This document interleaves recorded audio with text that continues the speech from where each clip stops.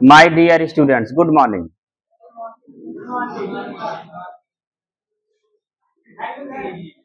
Thank you sir नहीं होता है, गुड मॉर्निंग का जवाब गुड मॉर्निंग होता है।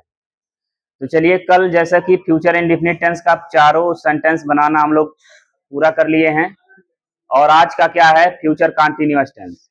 तो उसका पहचान, उसका स्ट्रक्चर, उसका अफर्मेटिव सेंटेंस आज बनाएंगे, ठीक है?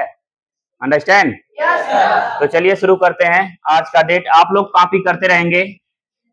आज का डेट है 24/7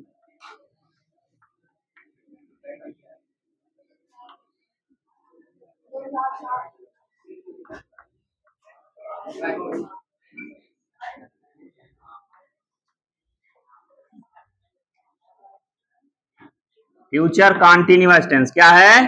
फ्यूचर कंटीन्यूअस टेंस। और जिनको नहीं आता है, मान लीजिए उनके लिए एक बहुत बड़ा गोल्डन चांस है कि ये दोबारा पढ़ पा रहे हैं, नहीं तो यहाँ पे फिर आप लोगों को ये ग्रामर रिपीट नहीं कराया जाएगा। ये बच्चे ये बात ध्यान दें, जिनको ये लगता है हल्के में ले रहे हैं, इसका नोट नहीं बना रहे हैं, वो बाद में ये भुगतेंगे कि सर काश हम पढ़ लिए होते। तो आज ये प्रॉब्लम नहीं होती किसी भी टॉपिक को समझने में। जब आप एडवांस लेवल में जाएंगे ना बच्चों, तो आपको ये चीजें जरूरत पड़ेंगी। अंडरस्टैंड? हाँ, तो ईमानदारी से पूरी आत्मा के साथ इसको सीखिए। अंडरस्टैंड?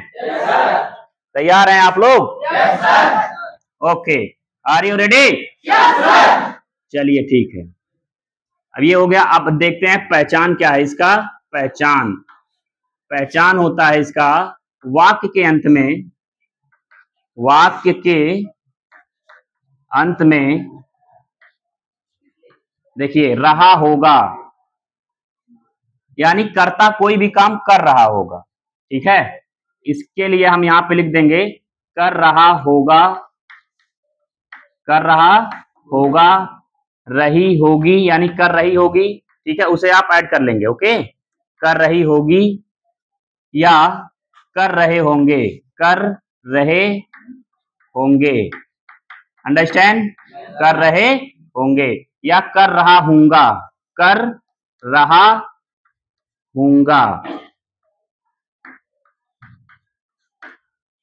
ओके, कितने लोग इसको घर पे जाके रिवीजन करते हैं जी? हाथ उठाइए तो। ईमानदारी से, झूठ नहीं, क्योंकि झूठ बोलना बहुत बड़ा आप लोगों के लिए दिक्कत होगी। रिवीजन कोई नहीं करता, देख लो पहले। हाँ, उसी पे कह रहा हूं, करना जरूरी होता है। आप लोग करिए, क्योंकि ये चीजें फिर आप लोगों को नहीं मिलने वाली हैं। यहाँ पर कर रहा होगा, कर रही होगी, कर रहे होंगे, कर रहा हूंगा। अंडरस्टैंड? अब देखिए बाबू, इसका अफर्मेटिव सेंटेंस के लिए स्ट्रक्चर क्या है? अफर्मेटिव सेंटेंस के लिए इसका स्ट्रक्चर क्या होगा?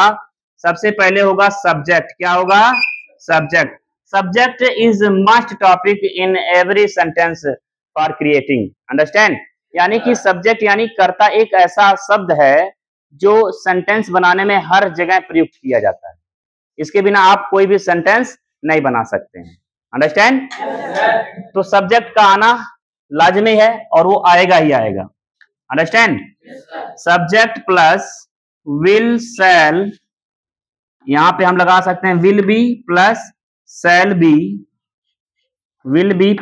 बी प्लस वर्ब का आईएनजी फॉर्म लगेगा।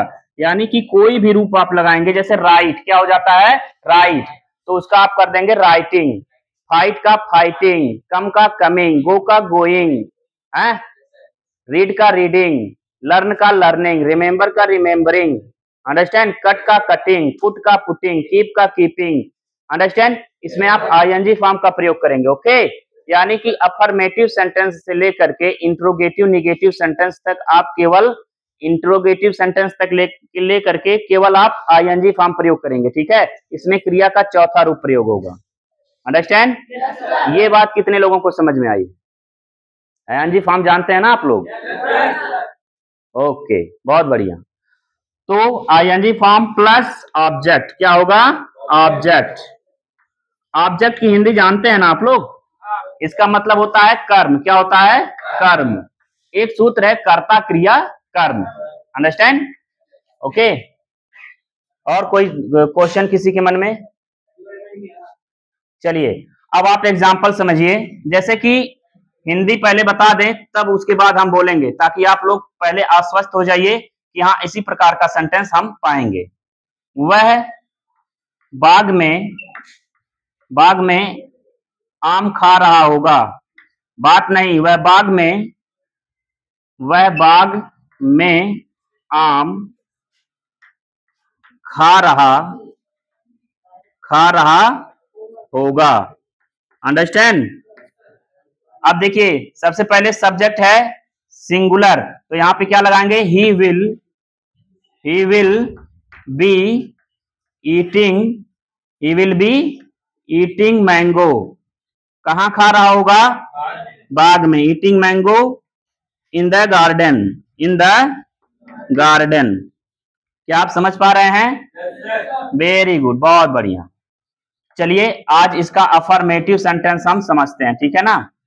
अफर्मेटिव सेंटेंस यहाँ पे हम खाली दे रहे हैं एक्सरसाइज करने के लिए, और आप लोग यहाँ पे लगाएंगे। पहले आप इसे नोट कर लीजिए पूरा, ताकि समझ में आए। ओके, ठीक है। तो यहाँ तक ये काम समाप्त हुआ, फिर उसके बाद हम बोल करके फिर मिलाएंगे, एक्सरसाइज करेंगे, ठीक है।